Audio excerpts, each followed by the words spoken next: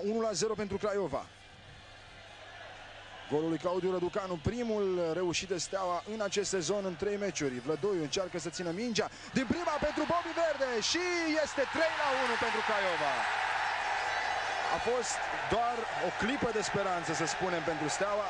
Verdeș, 2 goluri. Omul meciului însă, Jean Vlădoiu.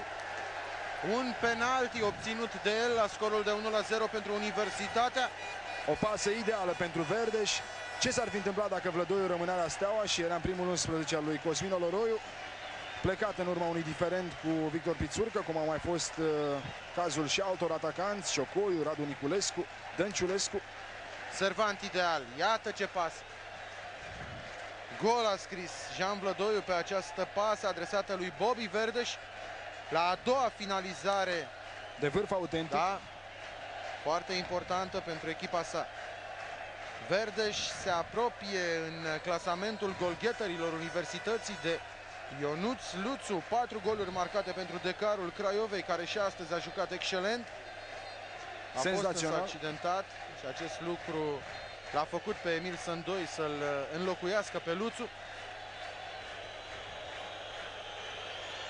Mulți suporteri ca pe vremea Craiovei Maxima. O zi senzațională pentru Verde, să fie erou tocmai într-o asemenea zi de sărbătoare pentru extraordinară Craiova. Mutarea Craiovei prin aducerea lui Jean Vlădoiu. Sper să joc împotriva Stelei, sper să marchez. Voi face totul pentru noua mea echipă, spunea Vlădoiu. Au fost voci care au contestat transferul lui Vlădoiu. Gata, s-a terminat acest joc. 3-1 pentru Universitatea Craiova. Liderul diviziei A, Universitatea Craiova, echipă despre care, în urmă cu numai puțin de 2 luni, se spunea că va fi o candidată sigură la retrogradarea din divizia A.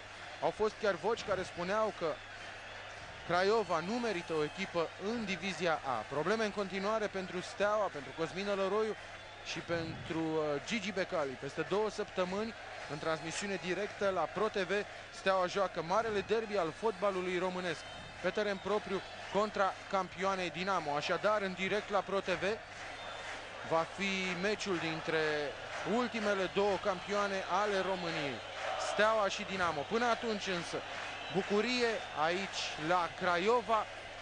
La procesul etapei veți afla toate amănuntele acestui joc și ale întregii etape. Vă mulțumesc pentru atenție. Felix Drăghici și Costi Mocan.